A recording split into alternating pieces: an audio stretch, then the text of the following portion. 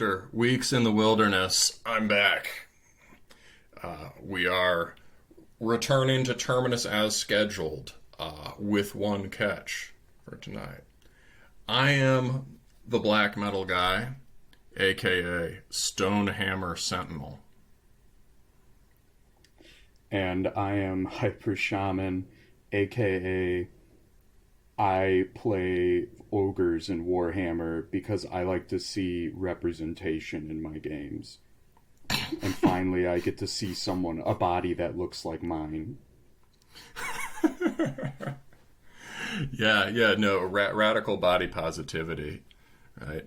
Ogres are also very positive about the bodies of others, which they like to ingest. Absolutely. Yeah. Everyone's equal to them. Everyone's equal. Everyone's equal in the Great Maw. Right.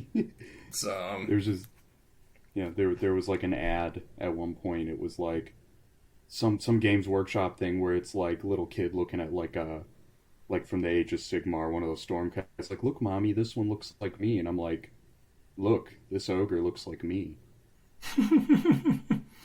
Yeah. So, Death Metal Guy is not here. That is because we sort of switched places. He had some serious business to deal with, but he will be back for the next show, and we will be getting back on track with weekly shows.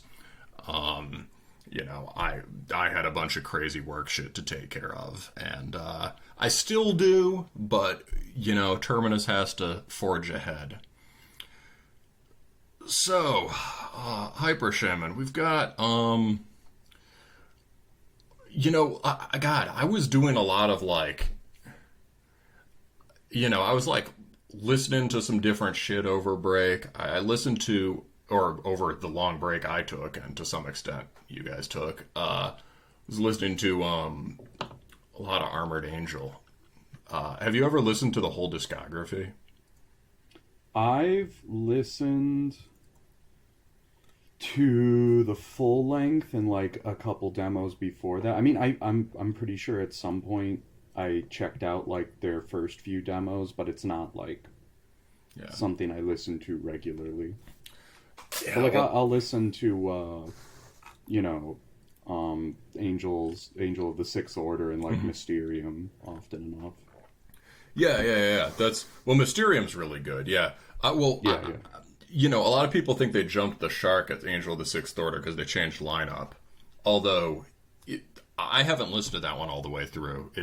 I haven't listened to that one through yet. I'd like to. I'm a big fan. I've listened to it quiet, and I was like, this is pretty good. But man, the 1995 demo when Jazz Coleman from Killing Joke is producing it is just insane. Wait, what? Yeah. He did? Yep. And you can hear that influence on Mysterium, right? The Killing Joke. Yeah. Yes. Jazz was actually living in Australia then because he was the resident composer at some university.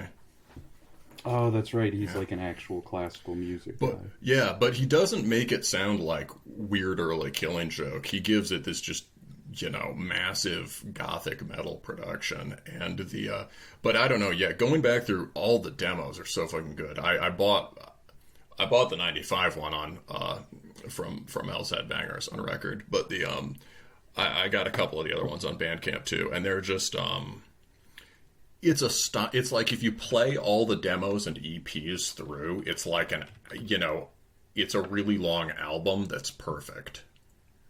Different styles through as they work from, sort of more aggressive thrash and starts getting more death metal-y and stuff, but it's basically the same band the entire time. So this sort of bold, noble, mid-tempo driving thrash that sort of stays with it all, and just incredible right hand work. It's rhythmically so tight. The vocal timing. It's like they heard everything that was good about early Metallica. Brought that out. Yeah. He times the vocals to make hooks. It's but not just cheap hooks. It's the level of songwriting is insane. So I kind of feel like that band should be canonical. In a way that it's not now. But anyway, so I mean, it gets, I think, some good recognition, but no, it's not it gets recognized to like people like us, of course. Yeah, but even on the show, we've always had them kind of as an interesting footnote band. Like, oh, did you know that? Right? There's this, they're doing this very unique thing that's not. It has the sort of the spirit of black metal. People call it death metal, and it's structured like thrash and goth, right? And we thought, okay, this is this sort of interesting, eccentric thing, but I actually think it's just awesome and really important. Or should become important for bands in the future. Which brings me to the other thing I was thinking about, which is, god damn, black metal has been disappointing this year. Have you noticed that, like, over half of the bands I brought on the show have been death metal? Yeah, no, I didn't think about it, until you kind of brought it up a little in the notes. I kind of thought, wow, actually a lot of, like, most of the black metal I've been listening to this year that, like, is new to me is just new to me. Like, I'm trying to think how many, like, new black metal 2022 releases have I been listening to. Not much. I mean, most of the new stuff that I've been having on repeat is death metal or, like, I don't know, like, weird non-metal stuff. Yeah, and, to some degree, sure, there could be I've been busier than I ever have at the time in the years recording the show in the last, over the summer. So it's possible that I just haven't had time to dig the virtual crates, as it were. But I don't really, I'm subscribed to all the channels. I have my ear to the ground. I'm just not hearing or seeing a lot that compels me. And it's interesting. And I think we'll talk about that more when I do our sort of 2 years of Terminus segment coming up when the death metal guy comes back. Maybe not the first thing when he returns, but we'll do that soon, and we'll have you on for a roundtable type thing. Yeah. We'll talk a little bit about the state of the genre. All right. Well, so let's see. So tonight we've got pretty cool lineup for you, and I made sure we had some very crushing down the line black metal for our last recording, but very unique. Well, we got to give you something as a welcome back. Oh, thank you. Yeah, but I'm also very excited about the first band we have coming up, which is a Terminus legend returns. However, first I have to do the bullshit. So, Yes. First, you can follow us on like Facebook or on Instagram. The death metal guy always does this part of the show, so I don't even have the tabs pulled up to read you the URLs. But there's a Terminus Instagram, there's a Terminus Facebook. And boy, I'm out of practice. Okay, no, Facebook is Terminus Podcast on Facebook. Yeah, here we got Terminus Podcast Facebook, Terminus Extreme Metal on Instagram. Yep, there we go. Thanks, bro. The Patreon is just the True Terminus. Yeah, I mean, if no one's gonna, that's Podbean. No, oh god, no one's gonna want no one's gonna want to support us on Patreon after this shambles of an intro. What about is Subscribestar gone? Right? Yeah, no, they kept. Yeah. We thought that people might want to support alternative platforms, and then it turned out that nobody did. And then the funny thing is, it turned out that we had been supporting alternative platforms, but maybe a little more than we realized. I totally forgot there was a monthly charge. So if there's a ton of interest in that, we can do it again. But I wouldn't do it until multiple people had expressed interest. It's so all of that stuff. And then over and above that, what was really cool was in the time when we were basically away, people kept listening to the show. Our numbers weren't that much. Our numbers were basically just a slow, normal week on a lot of those weeks. There's an impressive backlog. Yeah, and the show you did with the death metal guy has gotten really good, consistent traffic since it came out. Yeah, and that's awesome. So it's and it was a good show, in my opinion. I think there have still been new people finding the show during this time, or newer fans working their way back through the backlog. And so, thanks to all of you for digging in, and, it's kind of a vote of confidence. When you find something on the internet that's inactive, it's kind of this coin flip, right? Is this ever going to come back? Yeah, it's like, do I want to... But I mean, with almost 100, until now, with just under 100 episodes, I mean, give someone something to listen to. Oh, yeah, no, absolutely. And even, even when I, with forum, the forum promo, some of the guys are like, oh yeah, I started out with episode 1, and we're like, oh, you're just gonna start from the beginning and go.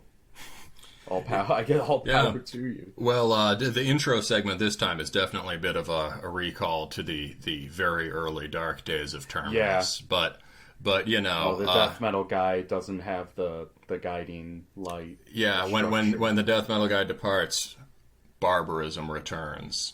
Yeah. All right. Speaking of which, let's get into the first record, which is a new short 20-minute EP with 2 very long songs by Dresden Streams, who we reviewed in fall or winter of 2020, recommended by one of our patrons.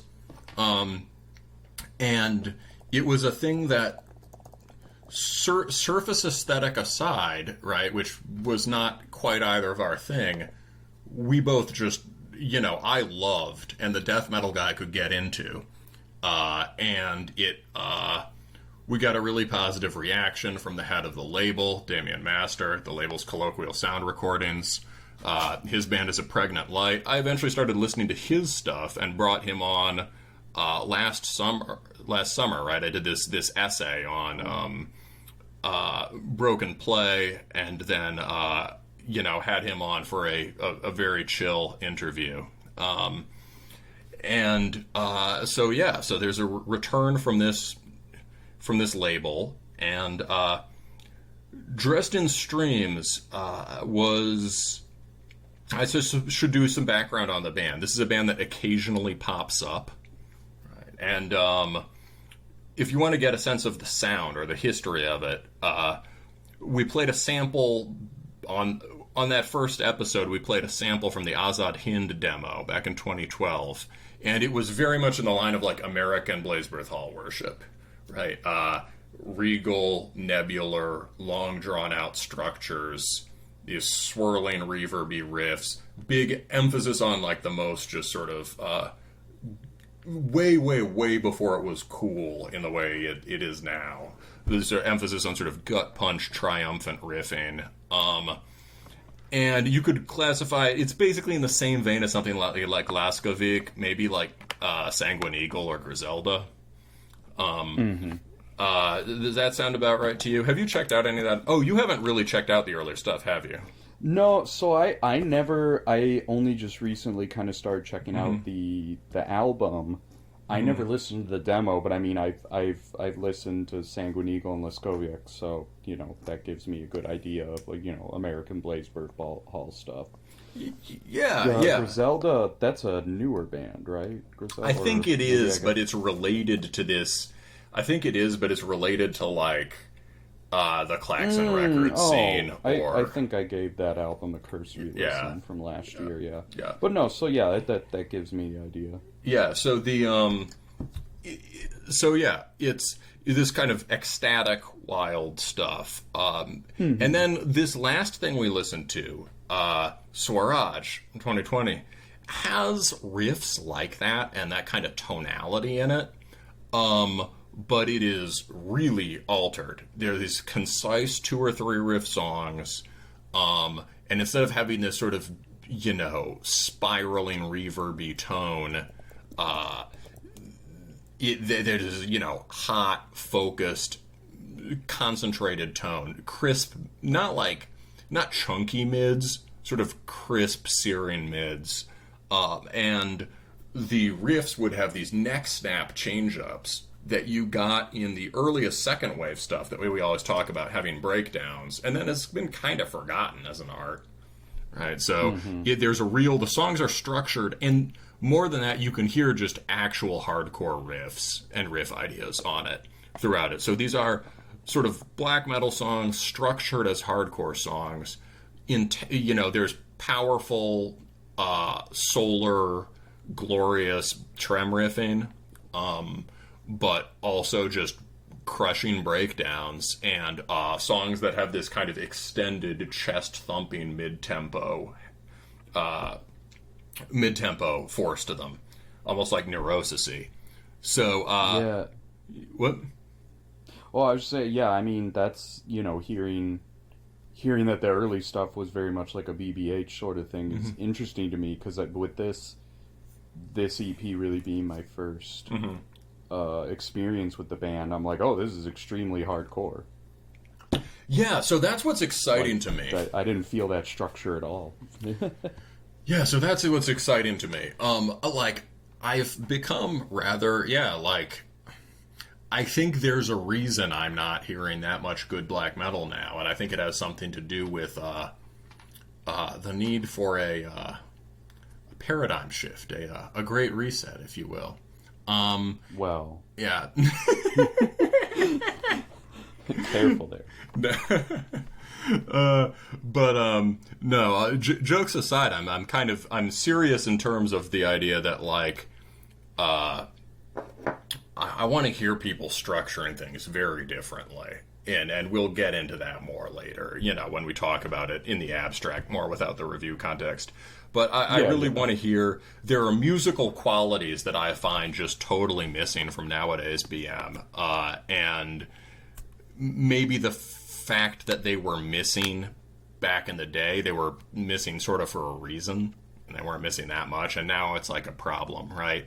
So using this kind of hardcore, this new one has hardcore structures, but it also brings back the sprawl of the earliest stuff by Dresden Streams, and it has absolutely with the guitar. Yeah, these songs are organized in a totally different way from this sort of like a riff-oriented black metal song, right? So if there are two problems with nowadays black metal, one would be the grid, which is this sort of originally black metal had this part of the aesthetic was violent rigidity, right? It was not rock and roll. It was not groove music, man, right? And it was the sort of intensity and the intensity of thrash carried even to the next level, right? You're just going to repeat the same thing over and over again. There's going to be this really, maybe sort of barbaric discipline.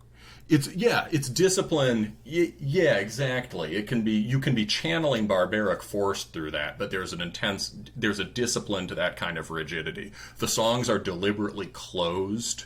There's, it is all just bam, bam, bam. There's not any sort of exploration or opening in them, except for maybe your majestic intro or outro. And that's all deliberate, and that's part of what makes it sort of crushing and intolerant. Right. Yeah, I mean, and that's where a lot of people get the kind of militaristic attitude of black metal. Exactly. Yeah, it's aristocratic scorn. It's the Swedes are the epitome of this, which we'll get back to in the last review of this show. Oh yeah. That had a place and a motivation in early BM, but now it's kind of taken for granted. Even in bands that are very raw and ragged, the song structures can have this sort of the song structures can be, the rhythms are set, the rhythms don't have a lot of room for physicality or dynamism, and the song structures are set. And the worst example of that is what we call gridded stuff, right? Where the rhythms are just this sort of dragged and dropped template for a bunch of riffs, which are the other discipline sans barbarism. Yes, exactly. Yeah, and discipline without a raison d'être anymore, right? It's no longer discipline. It's convention. Yes. It's no longer it's no longer it's no longer a direction of force. It is now something that's taken for granted, passively it's accepted. Lack of force. Yes, it's passively there is no force to direct. Yeah, exactly. You know, the worst example being some of those Franco-Finnish knockoff bands that just sort of template riffs over, you know, some blast and I guess we have to have a skank part now or whatever, right? Yeah, right. But you hear it on much more sort of ragged underground stuff too, in different ways. And you know, the other problem with black metal now is riffs, which again is a thing that existed for a reason at the beginning. That was core to how the music was written. It had inherited it from death metal and thrash, and the great genius of black metal was opening up the riff to a fuller sense of melody and harmony, right? And again, writing songs based on riffs is part of the, you know, violent discipline of the early stuff. At this point, the riff is just, again, one of these passively received, shouldered burdens. Yeah, it's the riff is done because it's done because it's expected. Yes, and at the same time, you're not. Yeah. Well, go ahead, man. I was just saying, it's like writing riffs to have riffs, not because like, oh, this sounds really cool. No, it's you okay, I need a riff. Yes. I need riffs for this song. I need to come up with riffs. And to the extent that yeah, exactly. And to the extent it's like, that I need it. And to the extent that there is a focus on riffs, it's fetishistic, right? Exactly. You know, like there's a kind of dude, the riffs. Right, there's a kind of silly person online, like many people who profess interest in this music are just interested, basically all they hear is general sense of sound quality and genre, right? These are the Fantano types and whatever, or the Rate Your Music people. And then if you get a little deeper, right, there are just a lot of the people who are really love good bands and are true to the ethos of the culture will nevertheless, at this moment, in terms of the stuff they're most listening to or the stuff that they're writing, focus relentlessly on the isolated riff, and that's why I'm always complaining. Go. It's their general, their understanding revolves around the individual melodic structures. They're not, I guess the rhythm and harmony is there, but to them the primary element of anything they listen to is, chunk of melody, riff. It becomes weirdly hook oriented, and the riffs also become and to create variation and to create a sense of sort of over the topness, they get longer and they get sweeter and they get more and more, and it's partly just because, it's like the most extreme example being, the Friendly Cat stuff, right? In your fucking,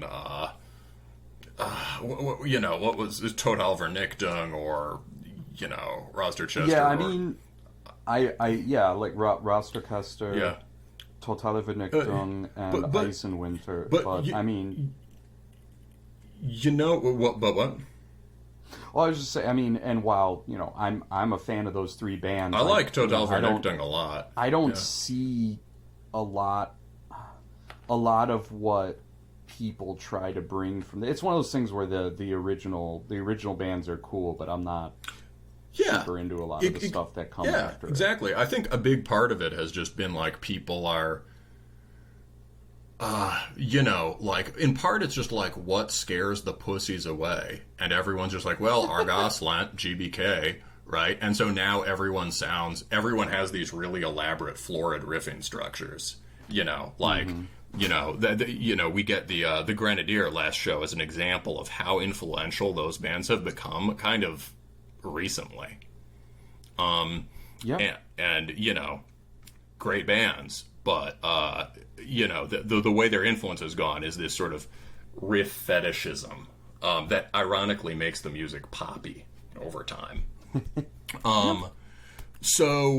So what? Back to this record, right? So these are just ideas that have been rattling around in my. I told Hyper Shaman I wasn't going to go into all this on the show, and then I did. I fucking did. It's fine. It's fine. It sometimes you gotta let it. You gotta let loose a little steam. I think it's important. Some of the pressure so you don't pop.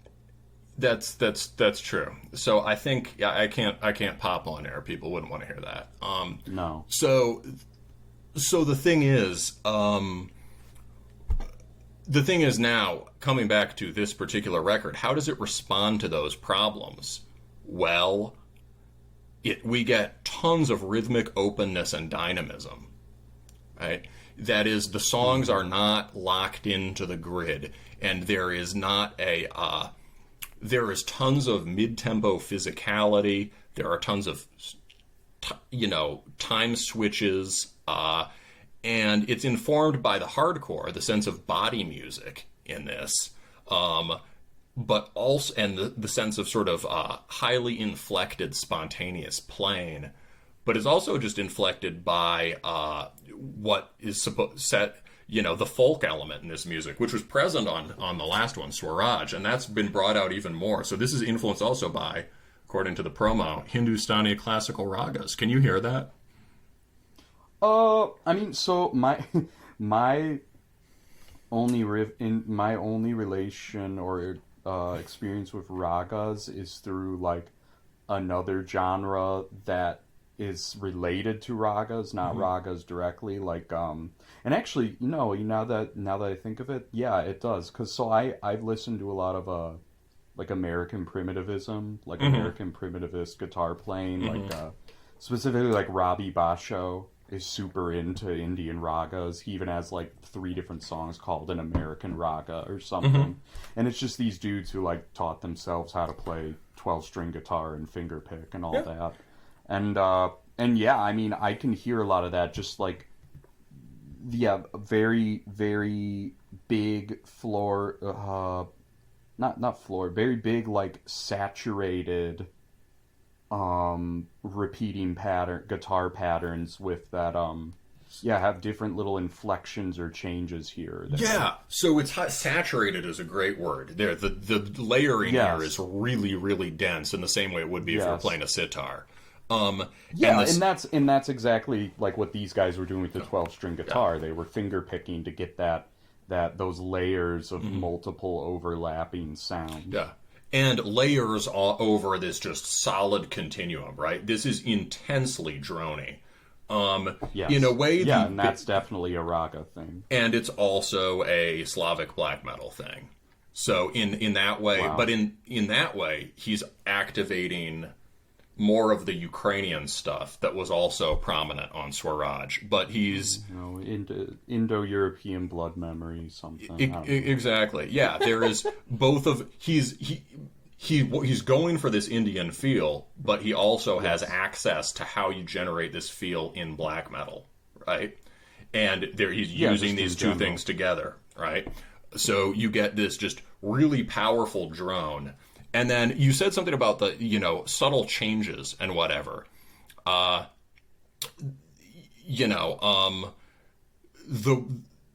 other part of this is total war on riffs, right? The riff is no longer the be-all, end-all of guitar technique. Most of the isolated riffs, if you said, they all sound fucking awesome for a variety of reasons, but none of them do, like, the big riff thing. No, they're just it's part of a whole.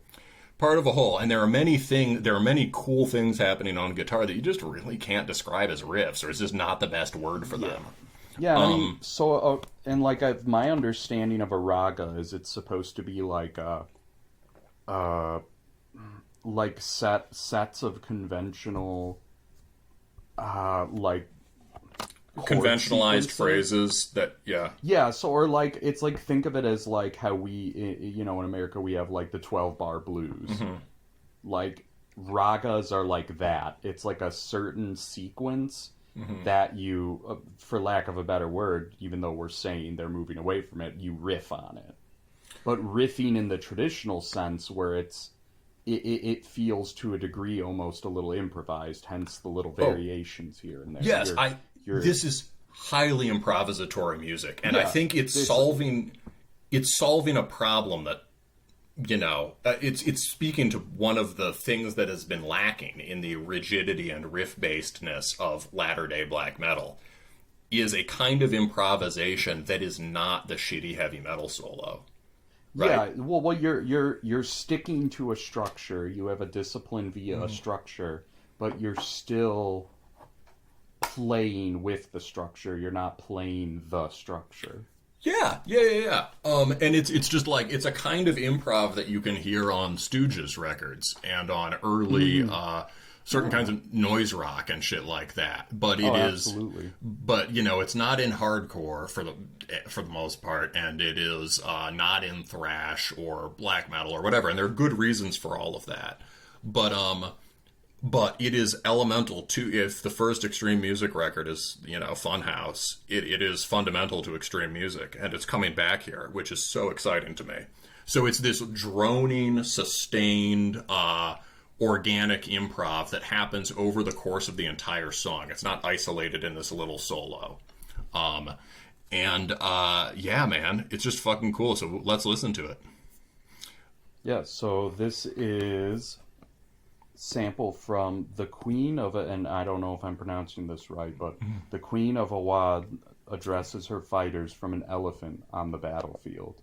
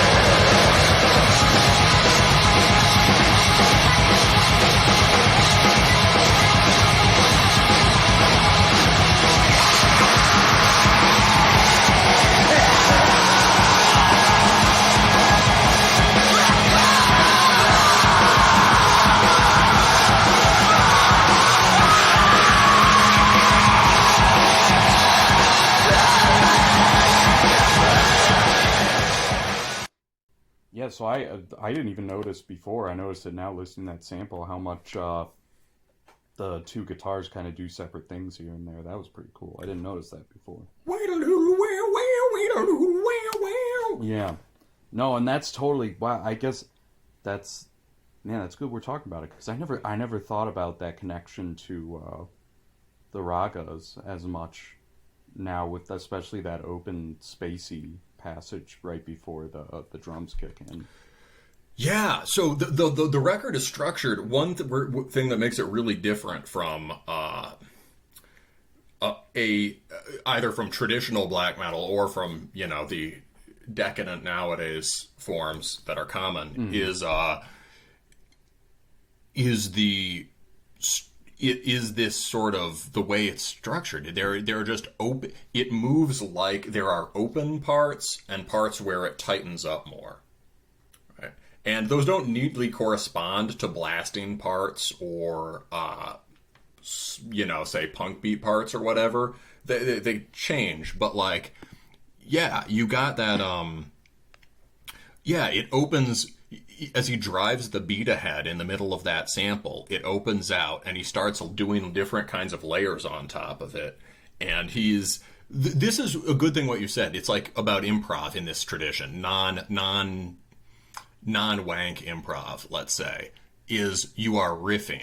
Yeah, like the traditional, like the traditional meaning of improvisation, where you're kind of essentially variations on a theme. Yeah. It's the cool kind of improv is not playing a solo in the sense of like a guitar, 80s guitar god shit, and it's not like it's not playing a bebop solo either, really, in my opinion. Although that's like sort of a gold standard for really skillful improv. It's I would. it's I mean, making up riffs on the spot, and this guy does that wonderfully. yeah, I mean, improv is like, some people show up with instruments at, the pub, and they, rock out an Irish reel. Exactly. Yeah. This is A reel or a raga, what's the difference? Not much. Yeah, set droning, set forms, exactly. So this is that kind of like, I'm not saying like you can play a guitar solo in this way, and many of the best solos are. The Stooges solos work like this. They are unfolding continuums of riffing, right? But yeah, so you get that open part, and then it locks back in. And, you had something interesting to say about the riff, too. The riff under that. Yeah. When I was listening to it, I'm like, wow, this is really familiar. This feels like this feels like something I've heard before. And I'm like, oh, this is like Non Du Cor Du Co by Spite Extreme Wing. Like, some of those first couple of songs on that album have kind of that jing, slightly jangly chugging with a kind of a punkish stomp. Yeah, to me it scans sort of as like a deliberately kind of spare filler version of, the Seigneur Volant type thing. However, I really hear what you mean, especially in terms of the way the root notes are changing. It works by changing root notes in an interesting way. It's sort of like a steadier or more stable thing, and the way it's so just simplified in a good way. Yeah, and I think, it ties into the whole solar idea of riffing for sure, or the melodicism. Solar Riffing in what makes it solar being the melody, and like you said, that root note, the way it works with the kind of tightness of the root notes. Oh, I hear that. Yeah. There's a closeness in the chord. Yeah, like there's yeah, I hear what you mean. Small slides up from root note to root note. Yeah.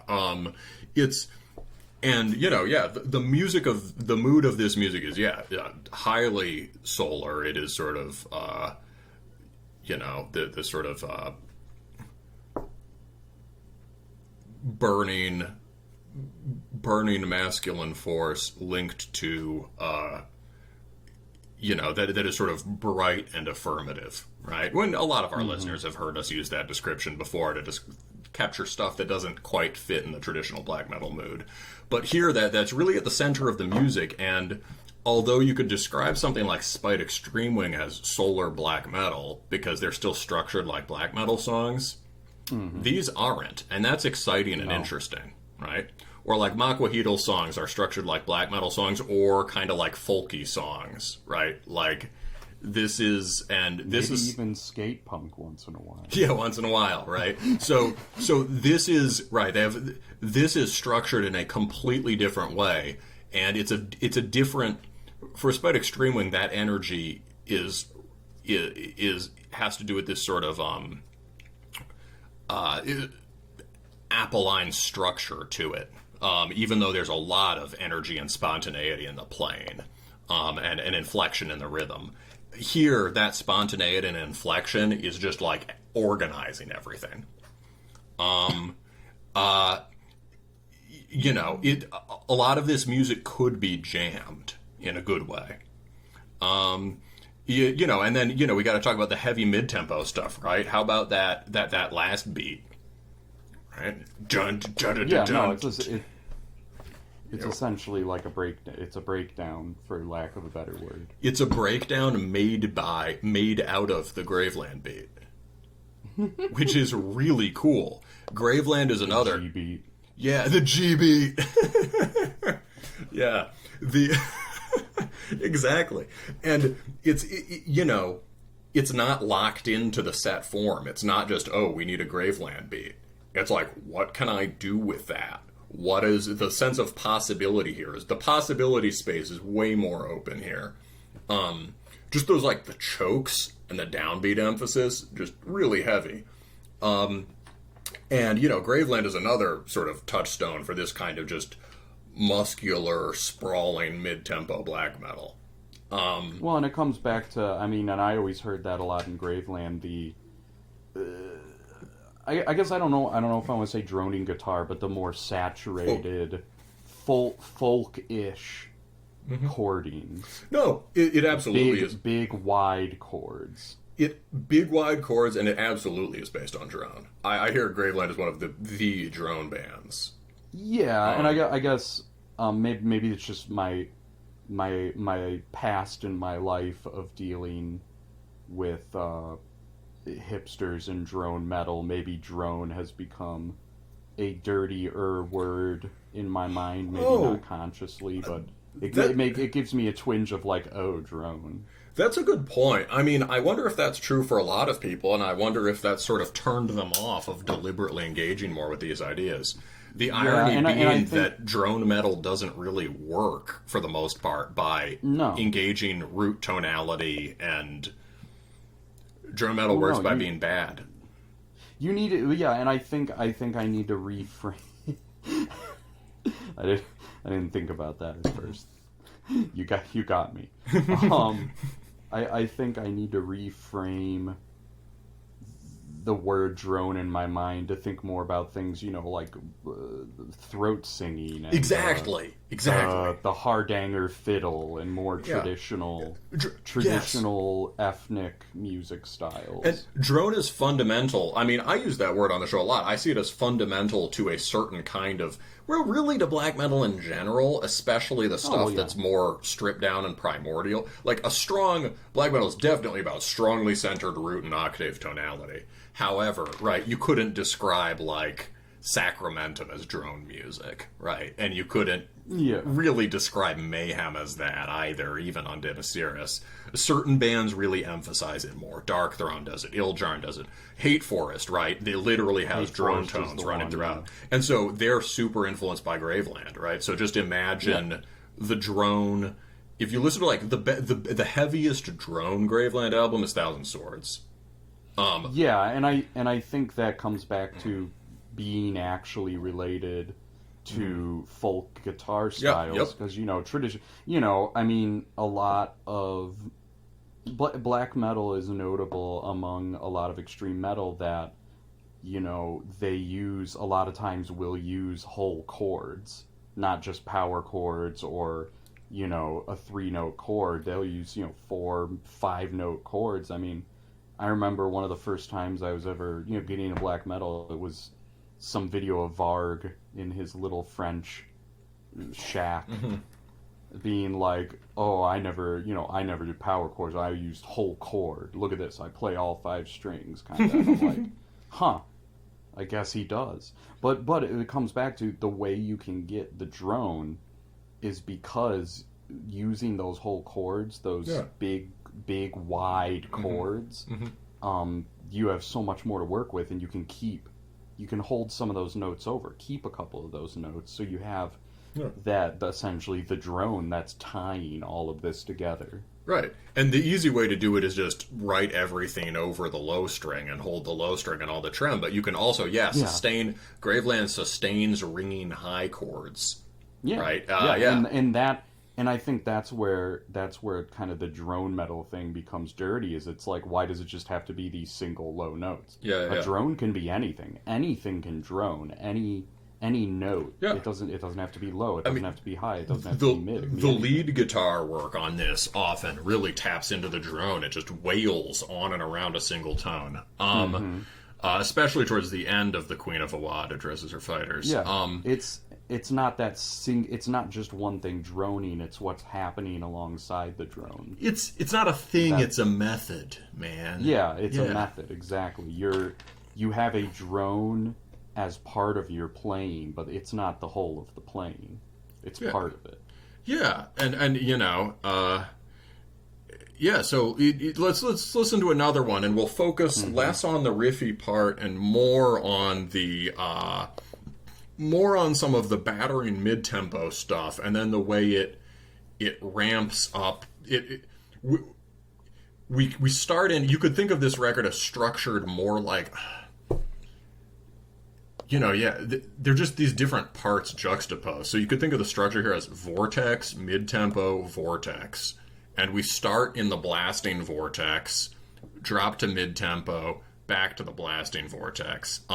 There's a main riff on this song that is really good and is a little more kind of post-hardcore screamo, but like that riff is awesome, but the song is so long I'm not sure it's even on this sample. What you get, a lot of the meat of these songs, a lot of the things to stay for are the embellishments that happen over the course of the song. Are these, whether they're improvised or whether they're just these really cool organic developments of the ideas. So here we're just getting the most open. That was Hyper Shaman sample was a good example of, okay, here's some riffing, here's how he's wailing over the riffing, here's a heavy heavy slow part. Now we're gonna get just some of the really out parts.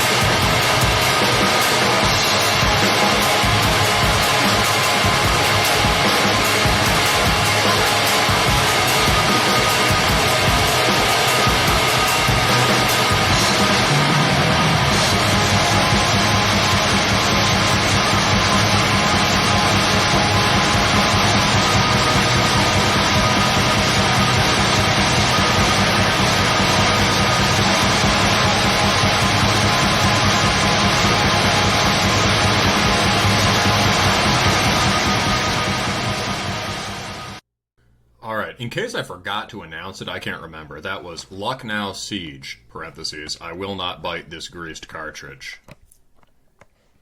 So, that was, you could hear the, the idea that was introduced in the last 2 minutes is so powerful. It's not like a big riff. It's just...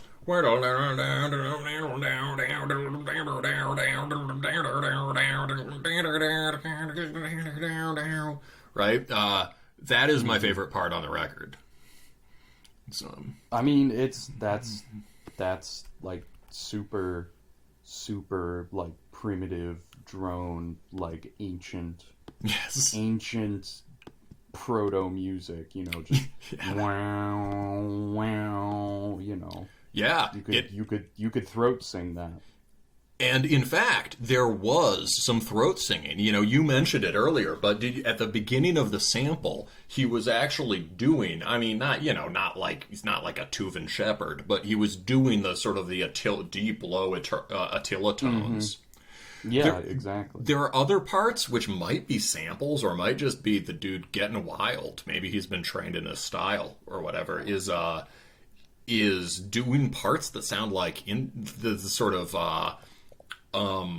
ululating Indian vocals, sort of high and winding and highly inflected, passionate, vocals that just sound like a banner flapping or something. It's, but yeah, there's all these kinds of, not as maybe singular or stationary as a sound object, but all these unique sound events show up in the course of that whole sequence. And what's sustaining it in part is just like that, just the pocket drumming is just crushing, and it's playing, the drums are playing against and off the guitar in the way that like a really heavy rock band would. Right. That's oh god, it sounds like When the Levee Breaks. Yes! Yeah. That's what it sounds like. Which is one of the only good songs where, like, Zeppelin is, they're half into blues, they're half in the blues rock thing, they're a third in the blues rock thing, they're a third in kind of like folk music, and they're a third in proto metal. And that one, they all come together. That song is still as crushing as it was when it was written. Well, no, yeah, and I mean that's like that drum part. That's the biggest thing of the song for it, Yeah, and the guitar, the texturing, it has the same drone and sprawl. Yes. That's a really good point. So yeah, this record is really, really cool. We talked about it for a long time because even though it's short, I think it is important. And no, I mean he did a lot with 20 minutes. I was surprised. Like you said, like, oh well, we should do this for the little intro thing. I'm like, okay, we got an EP. It felt like a record. Yeah, I knew I knew we were gonna. I knew I wanted to talk about it a lot, but like, yeah, it feels like it's like a record in itself, and I really hope there's a full length on the way from Dresden Streams. Mm-hmm. Well, that was long and winding, but it was awesome. No, that was good. That was good. Yeah, I think we did a good job with that one. Definitely, I'm a little rusty on my discipline, but I think we did. Yeah, I think that was a Terminus segment. Yeah. It's yeah, and you said your When the Levee Breaks, man. I was thinking about that song. No, yeah, you brought up that drum, and I'm like, where do I know this drum part from? Yeah. Like, oh shit, that's Zeppelin. It was When the Levee Breaks meets Ukrainian Insurgent Army. It was like... Damn. This is a little one Gash, and you're listening to Terminus. So next up, we have... I guess... if I were to be reductive, I'd say a tribute project, but it's not quite the same. Different in its own ways. Some good, some bad, but it's Alcoholic Fury and Madness, parentheses, Total Death, by Dogman. Oh wait, Total Death might be the record label. No, it is, I thought it was part of the... Is it part of the title? I think it's part of the title. Yeah, it's part of the title. Wow. Well, what the fuck label is it on? I'll look that up. You keep going. Do the intros. I think it's independent. But yeah, so this is as the name of the band implies, Dogman, very much inspired by and kind of enthralled with the Brazilian band Sovereign, which I guess is a pretty well-known name, but if you're not, super autistic about diving into all sorts of black metal. Maybe you may not have heard of it, but it's just like Sovereign. This band Dogman is a one-man band that plays a sort of I don't want to say thrashy, but kind of thrashy, punkish, wobbly, and like you said, kind of bathery feeling black metal. Though this album, more so than Sovereign, which inspires it, is a lot more melodic. I saw this. This was posted by a patron in the Discord. You know who you are. And I went immediately listened to it because of the album title. Because I don't know, Alcoholic Fury, Madness, parentheses, Total Death. That's pretty wild. And I really like this. With the caveat that, like the death metal guy, I'm much more of a sucker for the melodic big riff.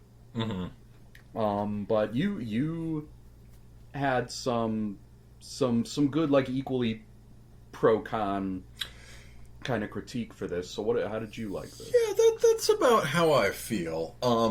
I think I am sort of 50-50 on it. I definitely, I think I'd be interested to hear where it goes. So the thing that I don't so much like about it is that it is really in line with the current glut of, triumphant black metal with these, sweet sounding chords from France and Finland, and the big riff. On the other hand, there are lots of ways the ways that these songs are written, in some ways, aren't as centered on that as you might think, even though it will give you certain kinds of hooks and tonalities that are very now. The way it's written is there's a lot of spontaneity in the playing. There's a lot of just sort of wild. It's not exactly like, it's not like full sort of. It's not exactly improv in the sense we were talking about in the Dresden Streams review, at least. But it's might be semi-improvised. There's a lot of just sort of like energetic guitar stuff happening over the riffs. And, yeah, the things that... Maybe this is specific to Sovereign, who I haven't listened to much. I think I listened to it once back when we were doing the show and it came up. After hearing this, I went back and I listened through the all of Sovereign's full lengths, and it's pretty wild. It's different. Sovereign's pretty different.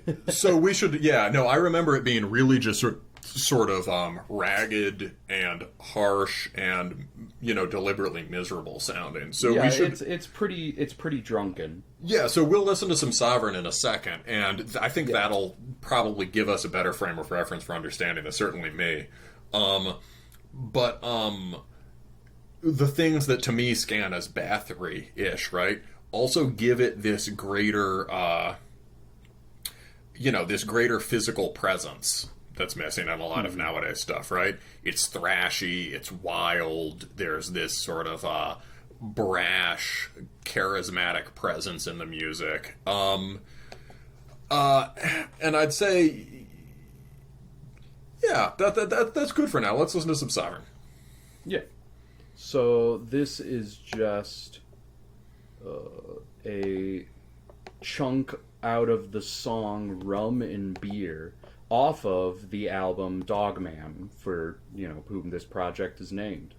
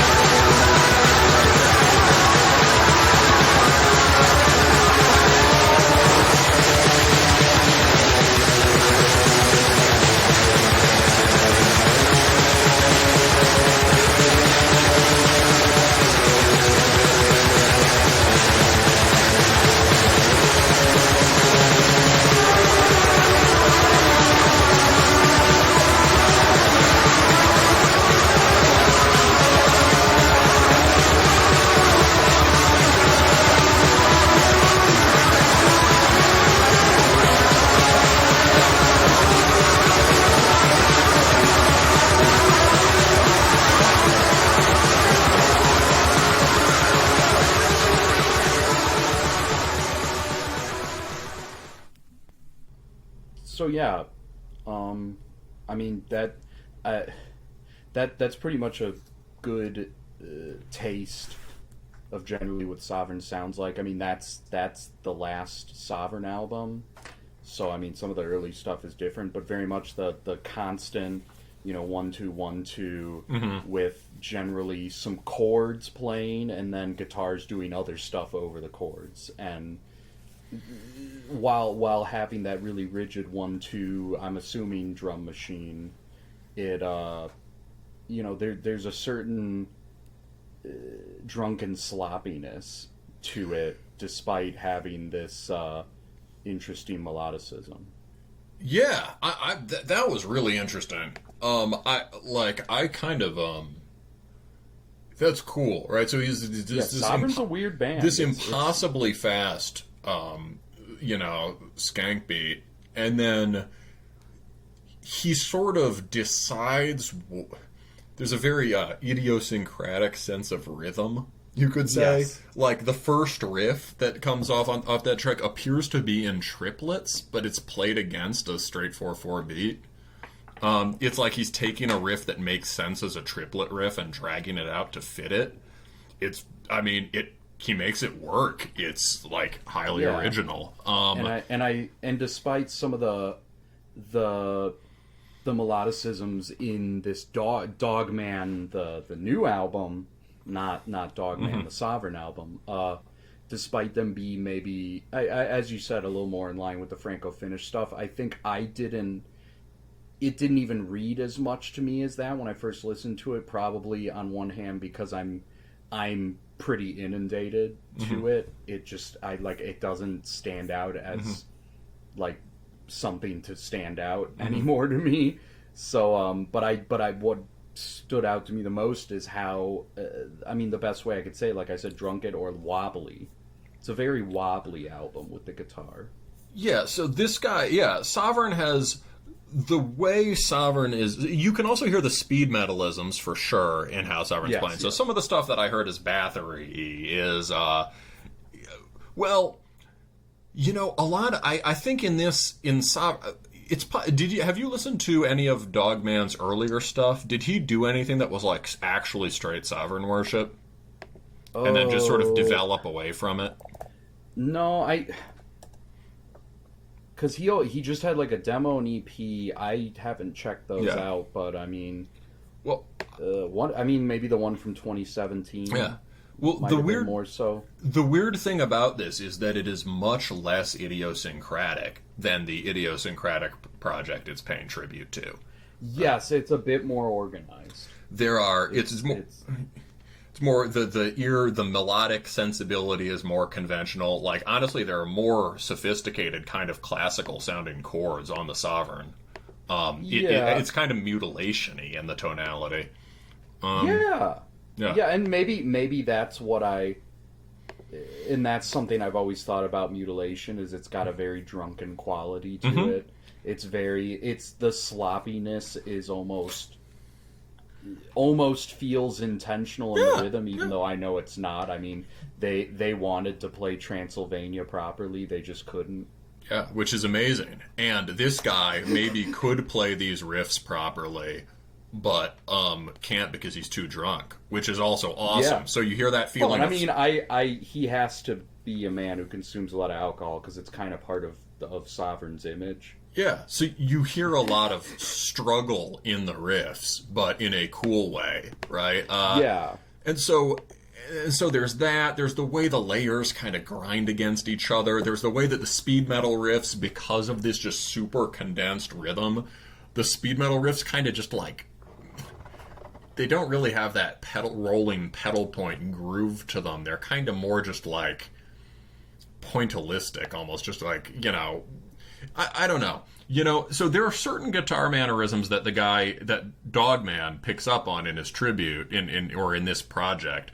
But like, say, the wobbling between two notes is a guitar technique, but it's all happening in a much more conventional sense of musical time and organization, and the kinds of riffing are a lot more familiar. Yeah, his time is definitely more. His time is actually considered. There's a lot of point in Sovereign songs where I don't think he really gives a shit. Yeah, I think that's kind of the game. It's like, I'm just gonna turn the drum machine on and play some shit over it. Like, okay. Yeah, drums on. Oh God, I gotta play. Yeah. I think, which is cool. Yeah, I think he may have had a spontaneous recording process. Hey, man, it worked. Yeah, absolutely. So let's listen to the beginning of this record. Yeah, and I kind of chose that Rum and Beer song because I feel like it's much closer to the way this album just kind of this album both just kind of starts and ends kind of abruptly. Mm-hmm. So I'm just gonna play like the first minute off the album because I think it gives a pretty good idea. So here, this is going to be the first song off the album, Alcoholic Fury and Madness.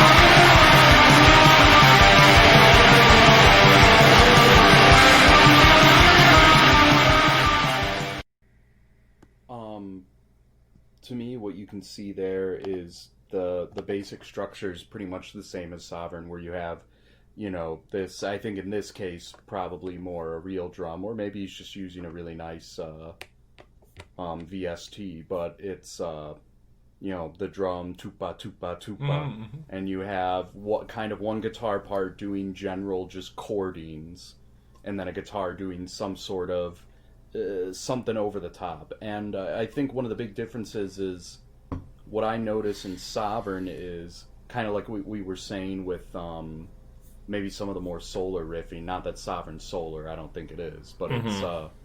it's a bit closer. It's a bit, in distance between notes and the melodies aren't as far. This guy, he likes to jump more. I hear that. Yeah, the wobbles he's are jumping up and down the staff a lot more. Where I think Sovereign keeps a little closer, and that jumping around the staff more is more common with the more like florid, nice melodies of Franco-Finnish stuff. Yeah, and the people will recognize the chording immediately from the middle of that sample once the sort of the big riff locks in. But it's the harmonies. The interesting thing about the Sovereign is that the parts kind of, even when he's playing these sort of more broad chords with more melodic inflection, they sort of grind against each other because of those really close intervals. Yeah, because it's so much. These definitely, like in Dogman, there's much more room for it to breathe, so you can definitely feel it as two distinct parts doing their own thing melodically. Yeah, there are moments in Sovereign that feel like almost key signature conflict, or like things not in a bad way, like it's sort of deliberate. It's a good tense. Yeah, it's layers that are clashing, and his wobbles are really sort of tight and around like the root note. Here the wobbles are turned more into arpeggio figures. Yeah, it's less of a wobble and more of a slide. Yeah, I feel that. So you got anything else for this sample? No, not really. To me, those two the Sovereign sample and then this sample I thought were just kind of a good comparison of like, yeah, it's working off of that Sovereign structure, but he's obviously doing some things different.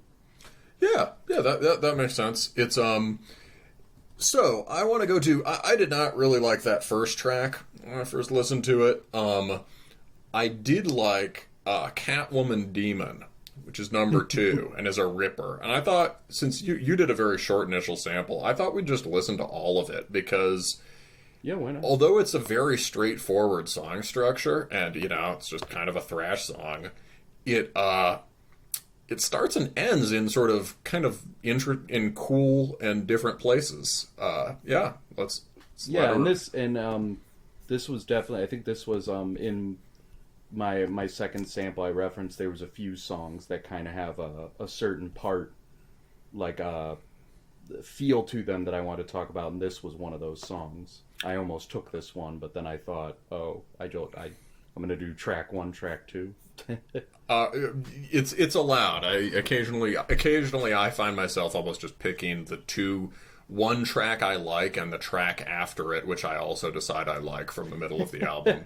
But no, I'm glad you picked this. All right, because it links into it all real well. All right, so let's let the Catwoman speak.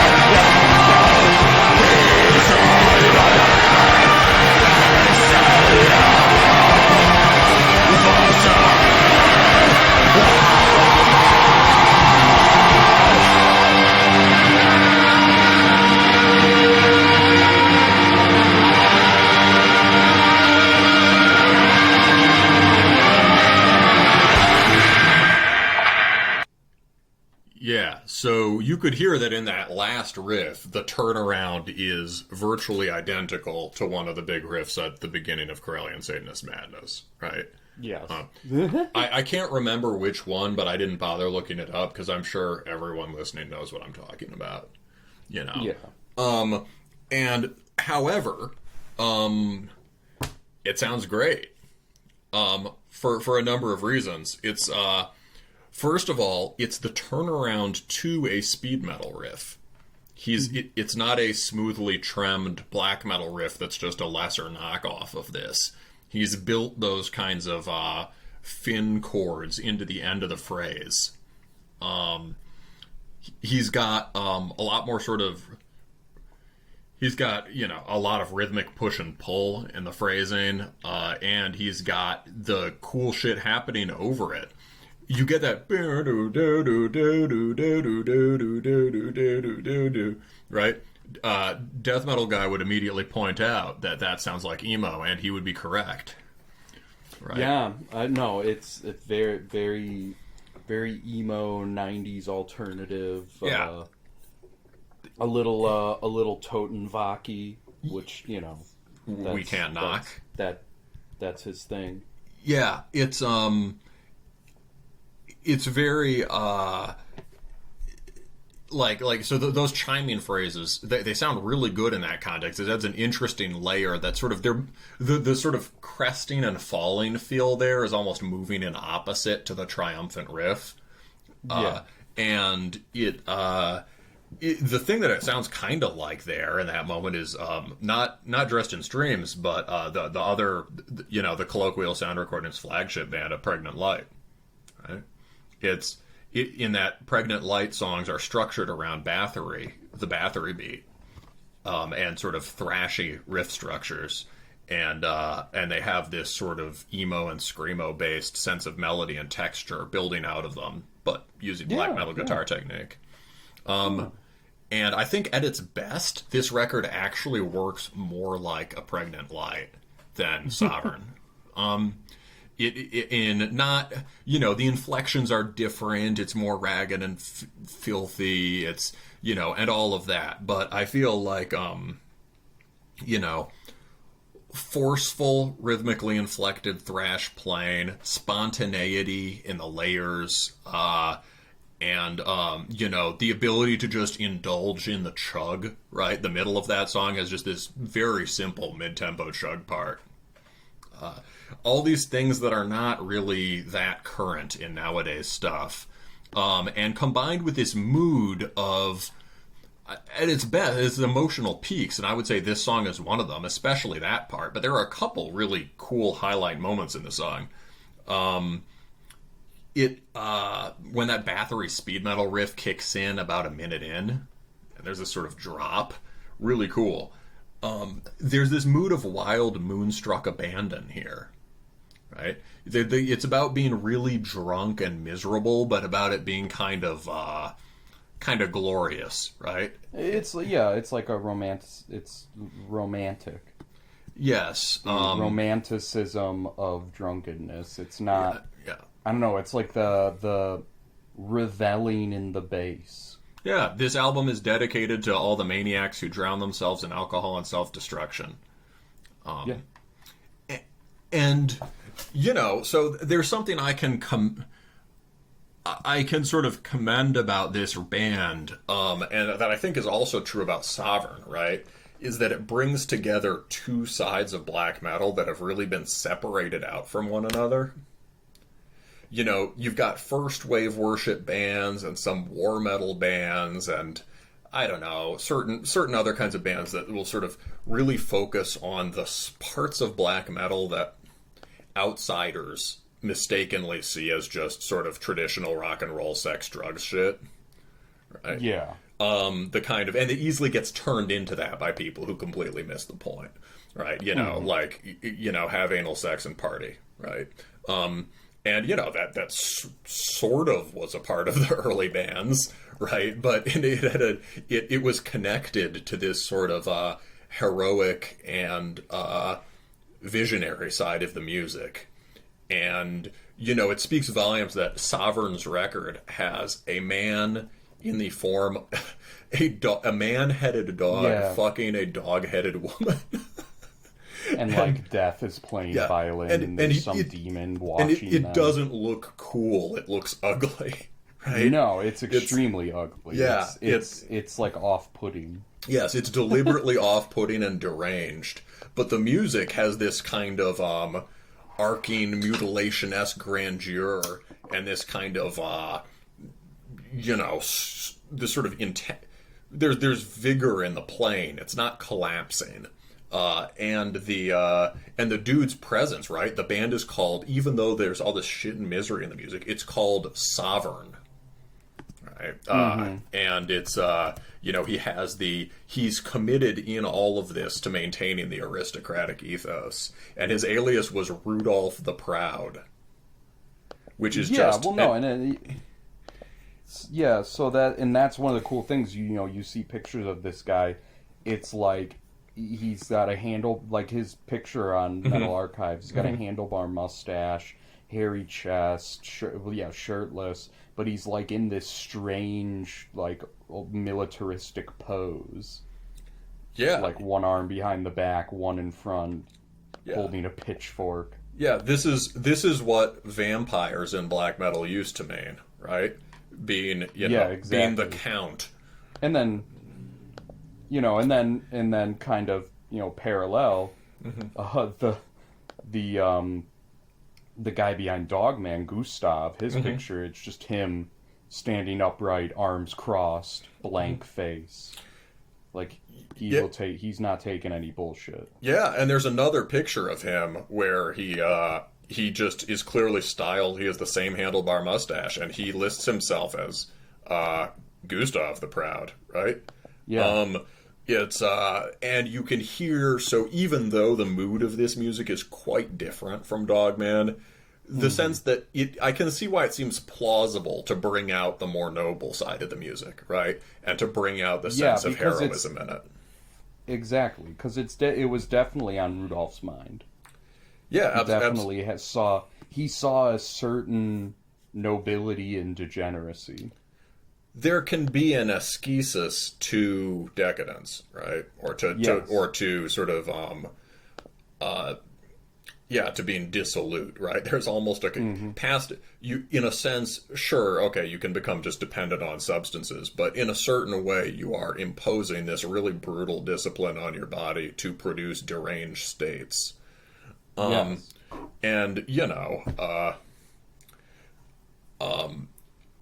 not that I would know anything about that, but it's a sort of I think that both these bands are clearly very sensitive to that, right? And you're sort of inducing almost like hallucinatory abandon. That's a good word, abandon. It's very. Yeah, that maybe that's the looseness. You're reaching through gritty bar and sort of gritty bar culture towards this ideal of the werewolf man running around under the moon. And so let's get to your next sample. Yeah, so a lot of the stuff in this album that reads as Bathory, also very rhythmically Bathory, but kind of in conjunction with the other guitar stuff that's going on, to me feels very like Central European, kind of maybe bringing back to stuff like Root or Master's Hammer, which is very much some of that like first wave, second wave, kind of on the border black metal, but kind of known to be a little wonky, a little weird. People kind of talk about it being like, oh, it's like first wave, but it's kind of quirky and heavy metal-ish. And a band that I'm really into, Malo Carpetan from Slovakia. And I think a lot of, that song, Catwoman Demon, those parts where it's like, dun, dun, dun, dun, dun, dun, dun, dun, dun, dun, very much feels like those bands to me. And there's a few songs in the album where, they have parts like that Bathorian, but kind of with that kind of anxiety to it. And here's another one, Bestial Bestial 666 no space. Good title. It's all one word.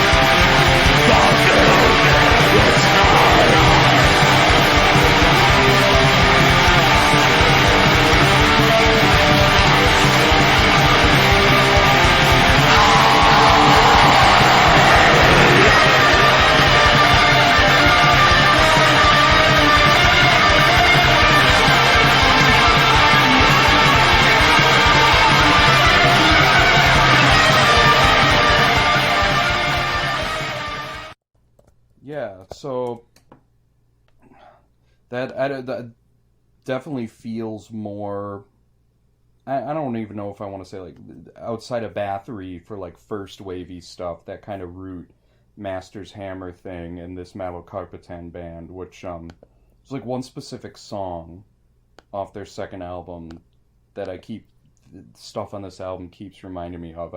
I don't even remember the name. It's all in Slovakian. It has something to do with a water goblin, or something. Yeah, it's like in which the water goblin like something to the town. I don't know, but it's got that very anxious speed metal guitar flourishing and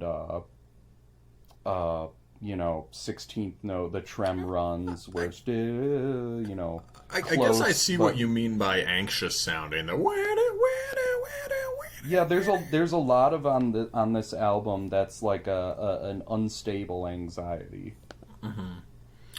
It's so the and another riff you particularly identified with those bands was a it's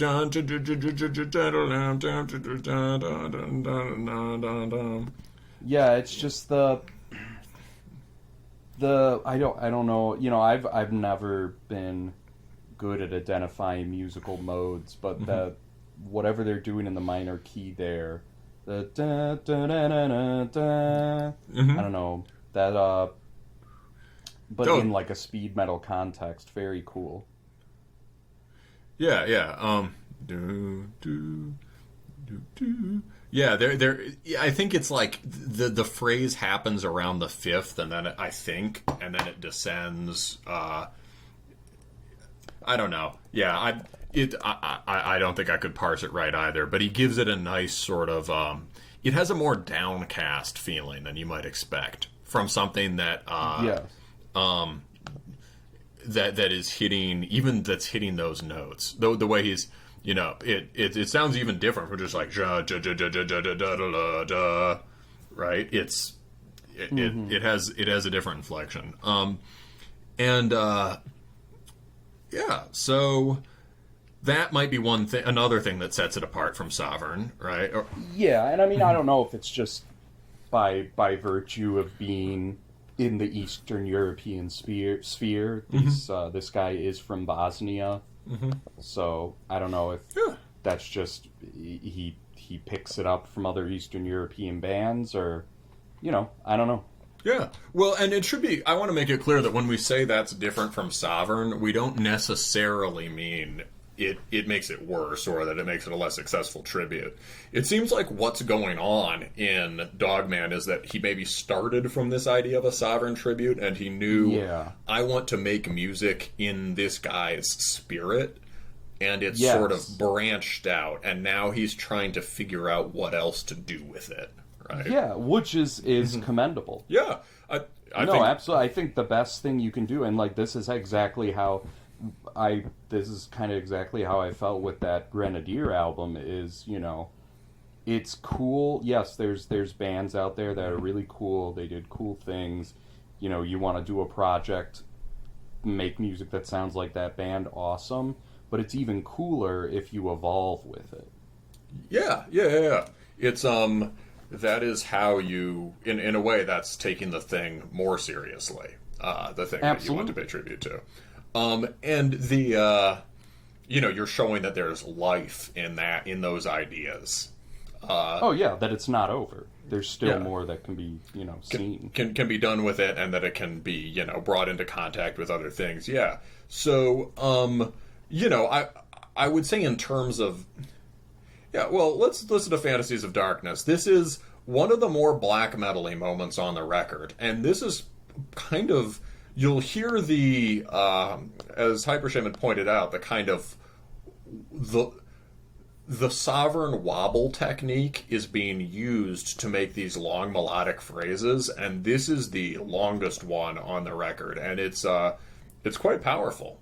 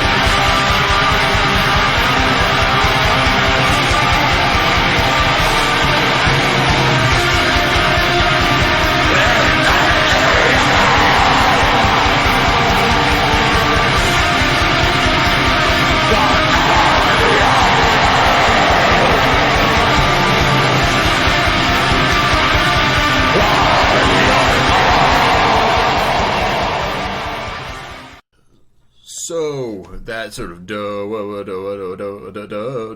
I can't. That riff is difficult to hum. The big riff that starts it out. Yeah,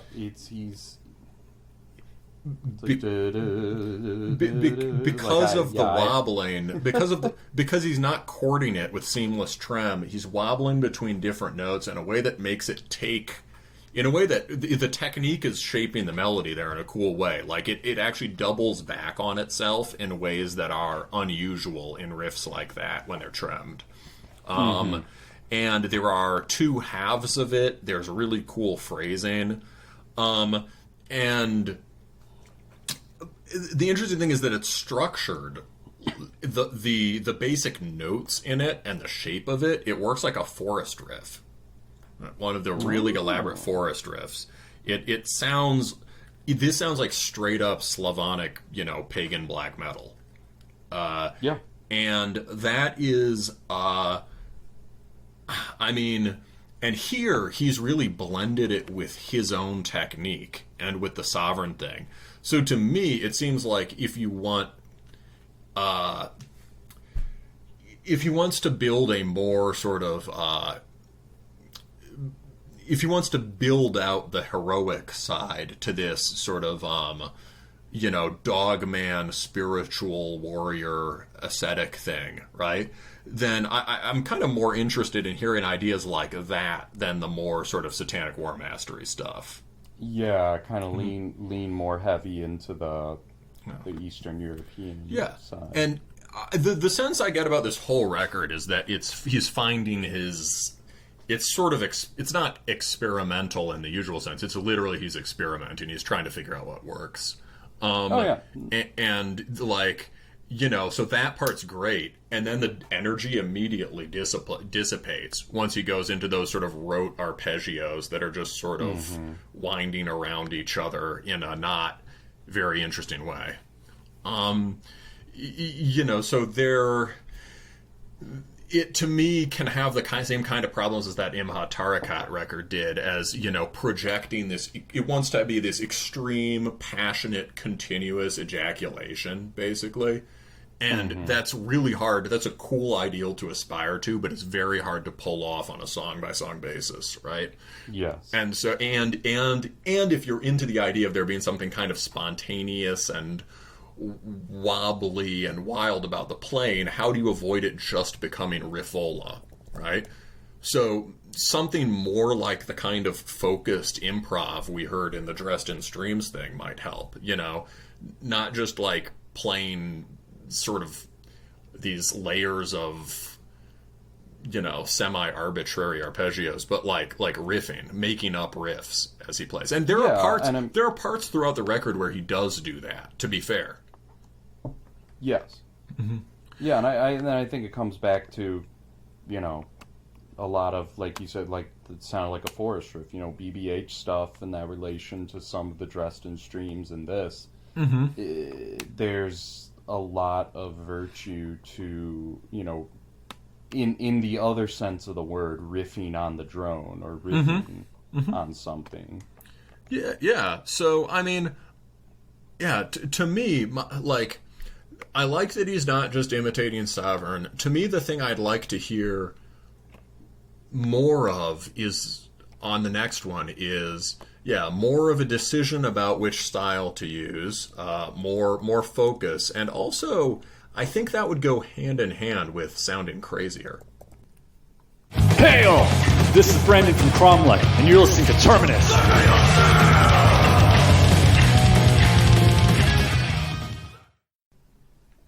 All right, and after the break, we return of Darkness and Evil with Grigorien's Magtens Evangelium, out on Signal Rex from Portugal.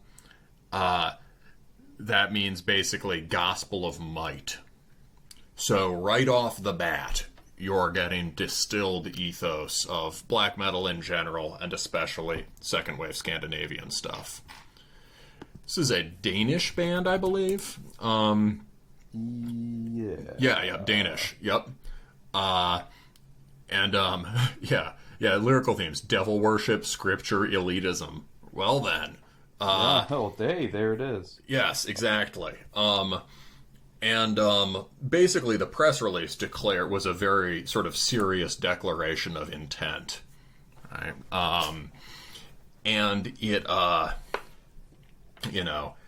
declaring its hostility to the Abrahamic religions, all of them, which is funny because, you know, that could come off a little bit try-hard, right? Except then you realize a lot of bands have completely forgotten. Like to a lot of people, that's not obvious at all as a part of black metal, right? It's crazy that you have to say it.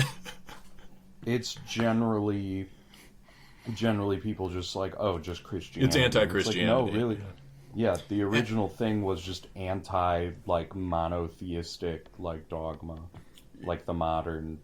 They just hated anything that was big organized worship. Well, yeah, I think they hated a certain theology with a certain history. Yes. Yeah, and a certain impact on the broader culture, which is the thing that people often miss, right? Oh, it's anti-Christian. Oh, they just don't like evangelical squares. Well, that's certainly true, but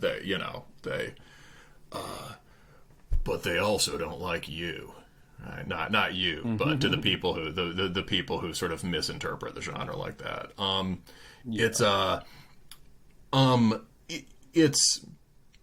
So this makes big claims for itself. It also makes big claims for itself in terms of having a high concept, right? It's written in the manner almost of like an oratorio or a Greek tragedy or something, in like this kind of it's like angels and stuff, like debating like what to do with the world or something. Yeah, like different kinds of angels and humans debating who will take over the cosmos or something, and then and so there were sort of dialogue. There's maybe characters speaking and then choruses. So this immediately immediately places itself in the tradition of extremely, highbrow patrician European black metal. And even in its concept of like the structure of it, I think it talks about the end. There's a sort of Deus ex machina at the end or something, and a profane prophetess or something, decrees a new cosmic order. Even that sounds like Wagner or something like this. Like there's at one, I think in Sigurd, one of the ring cycle things is this.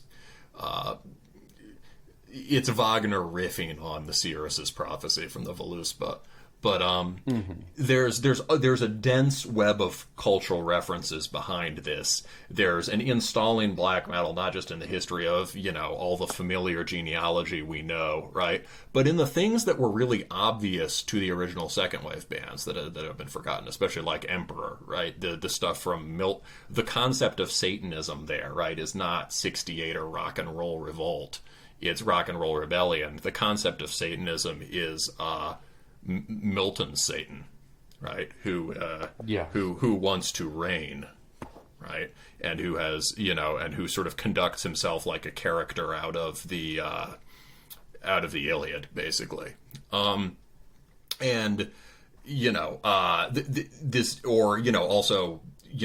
There's shades of Mephistopheles' Faust. Or if Faust's Mephistopheles in Faust, right, in Goethe's Faust, right, also a big thing coloring early black metal Satanism, also Nietzsche. And this is... Yeah, it's like all the Byronic hero kind of representation of the devil. Very arrogant and violent emotionally.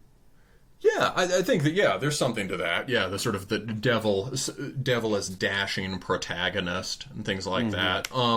But also this sort of a way of thinking that falls outside the frameworks of the Abrahamic religions, right? This ethos of strength and honor, as one says, and it's and which scans to them as evil. Right, and that was a thing that the earliest bands were always expressing, even when they were the most focused on shit and misery. Even when it was being expressed, sort of in terms of mostly hostility. Well, it's like Dogman, like a degenerate alcoholism, but he's still proud and noble about it. yeah. And even when it was, Darkthrone bashing out this punky shit, right? It was still this, they were still sort of scornfully demolishing death metal or whatever, right? So this band is trying to reactivate all of that stuff that, is core to any of the bands that really get it, but has been sort of forgotten. And they're doing that. And then on a musical level, they're doing something more specific, which is, this is really sort of musically dense, technically demanding stuff that has major similarities to classical music, but is also really stripped down, extraordinarily stripped down and brutal. Songs of really short songs, of 3 or 4 riffs. The kind of production that you got on those early records, which is raw in the sense that it's quiet, and when you turn it up, it's just crushing. It's ragged performance. So the ornate, quote-unquote, high aspects of the genres are not being separated off from the sort of abrasive noise, even, punkish aspects of it. They're going together on this record. And it's the marriage of the highbrow, lowbrow, high art, low art. It's they're doing these very complicated, intricate, classical sounding stuff, but they're sweating. Yeah. And they're sweating, exactly. They leave mistakes in. These are difficult, winding passages, and there is you can hear them.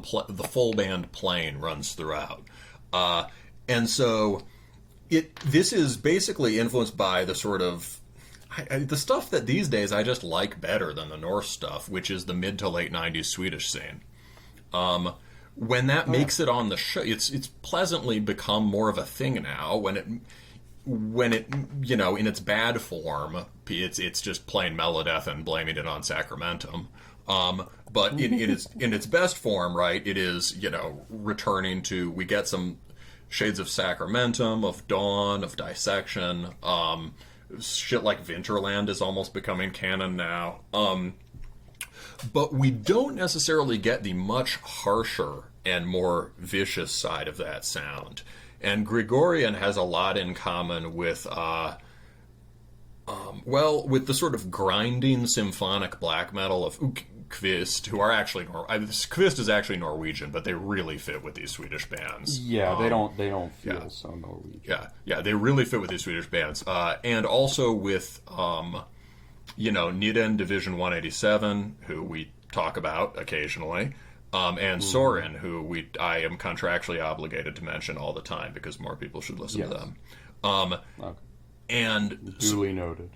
Yes, and so you also had a different cluster of reference points for this, but there's some overlap, right? Yeah, and I mean, I feel silly in hindsight not thinking Soren and Nidden, but I immediately, and maybe it was just the first couple of songs, I heard a lot of like Funeral Mist and Marduk. So No. What's the Funeral Mist guy who wasn't Marduk? Arlog. Ariok / Mortuus, right? Who's all yeah. It sounds a lot like Go. Oh, I was just saying, I hear a lot of that, and then kind of as the promo says, the Thy Primordial. Mm-hmm. They claim was a reference point for them, and I can hear that in it. It doesn't directly sound like Thy Primordial, because Thy Primordial is an early example. Like, if you guys are into that sort of like lush, epic, majestic chording, Thy Primordial, that gives that kind of melodeath gut punch that we all love, right? Thy Primordial had it.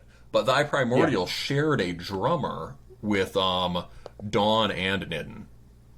Yeah. And so that was the crazy thing. Another band. Yeah. Go. Triumphator. Oh! Was another band that came to mind. Yeah, Triumphator's like Marduk, but more... it was a Marduk side project. It was more drony and textured, right? Mm-hmm. So, this entire matrix of the Marduk and sort of thing totally makes sense, and the Funeral Mist thing.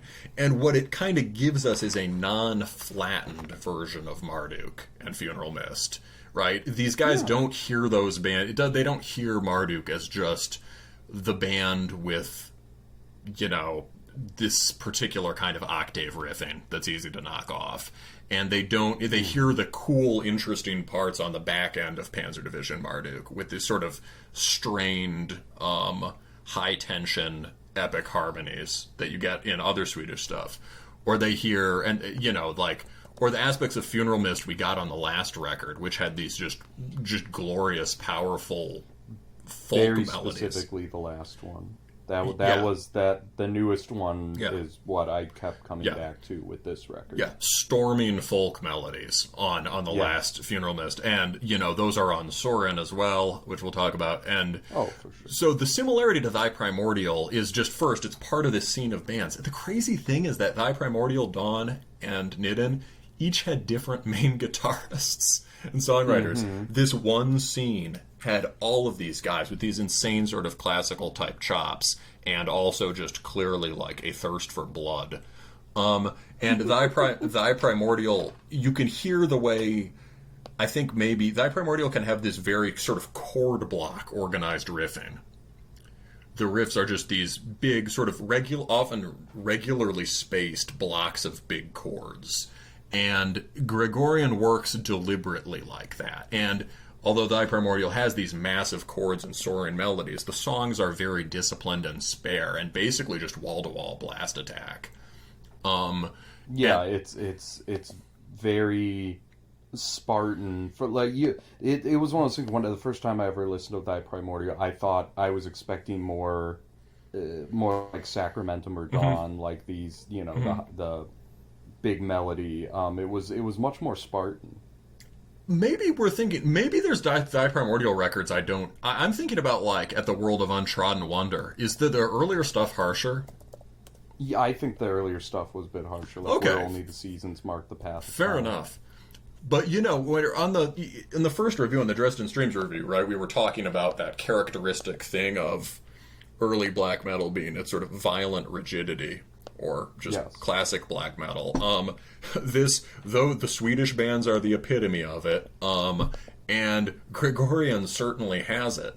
Although the interesting thing is that because of the raw recording, there's a lot of play in the playing as well. So let's this shit's vicious. I fucking love it. This is basically a record I wish somebody had.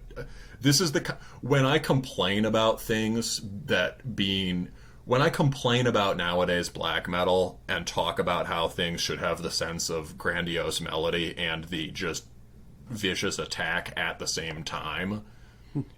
I'm talking about this, so thanks, dudes. But go to your sample.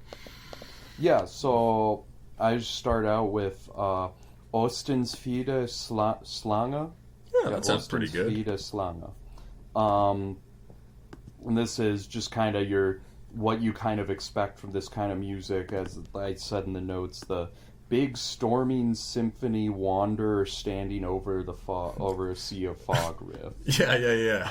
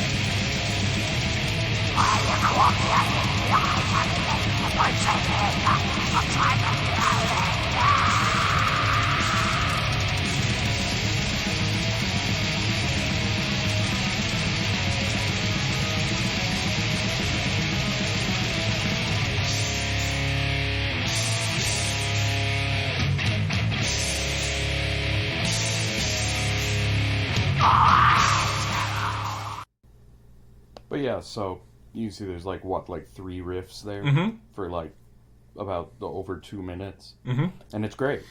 And you have the part of da da da da da da da da da da. Yep. Yeah.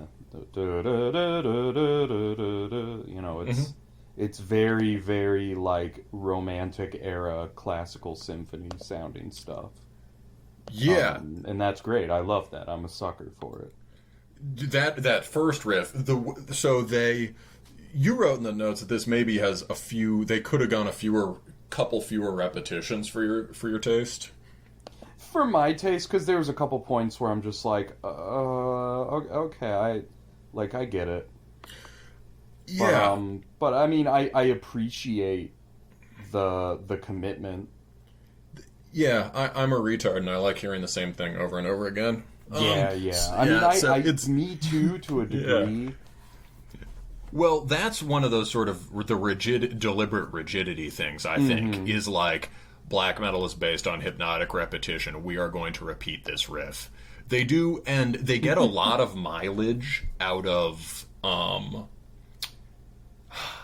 And, you know, that's something that was fundamental, actually, in the Swedish bands. How it was a compositional problem. How do you take riffs, melodies that work almost exactly like things you'd hear from a symphony, and put them in song structures inherited from thrash, right?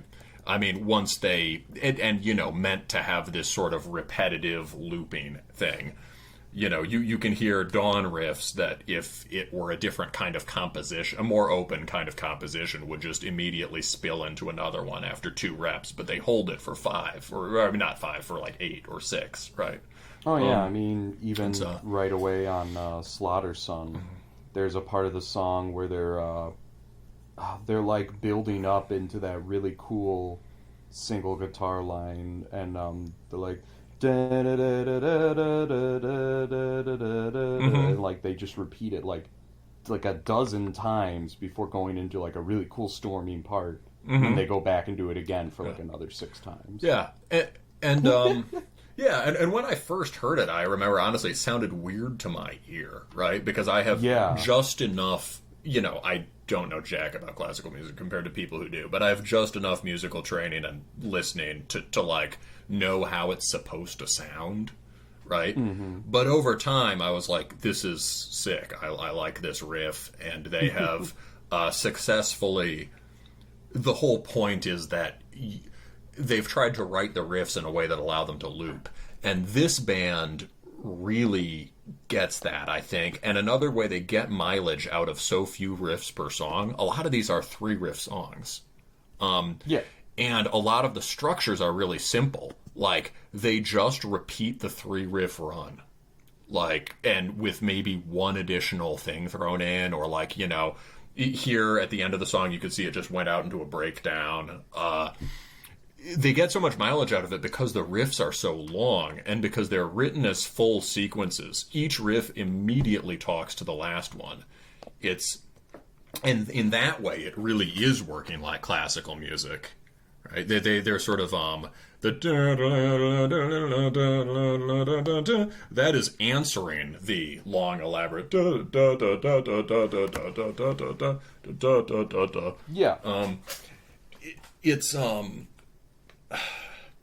yeah, I would say that. Honestly, I think those 2 parts could work as counterpoint. They could be layered over each other, and I think it would work as counterpoint even. Ooh, that's they really just separated cool. It. That's there are so many places. I think it could work. The cool thing about this record is that it's so tight. It has the kind of, you know, whole thing made out of one material. Sort of uniform guitar texture. It's like a stone carving. Yeah, stone carving. It's exactly. It's carved. It has that clarity that you get, the brutal clarity you get in Discharge, or you know, or a lot of the early Scandinavian records. So there's so many. Now they've written a record that's so tight and searing. There are so many things they can do with this sound if they want to develop it in various ways, whether it's that kind of more complex layering or longer songs or even riffs where they hold the chords longer, you know, sort of like it's, but yeah. So one of the things that's remarkable about this is their intense physicality in the riffing, where a lot of the sweet, you know, right, so Dawn by Slaughter Son, they become very sort of sprawling compositions that will sometimes lock into really powerful physical moments, but then it's more about expansive grandeur and atmosphere, right? You know, but some of these other bands, Nidden and Soren, are body music, and this is body music to a really strong degree, and part of it is the command of rhythm. And one of the main mechanisms is they move from these very straight, clipped runs, evenly spaced runs. Da, da, da, da, da, da, da, da, da, da. They go to this whiplash syncopation. And that's a thing that all of these more aggressive Swedish bands had in common, including Marduk. Marduk are masters of that. Mm-hmm. It's...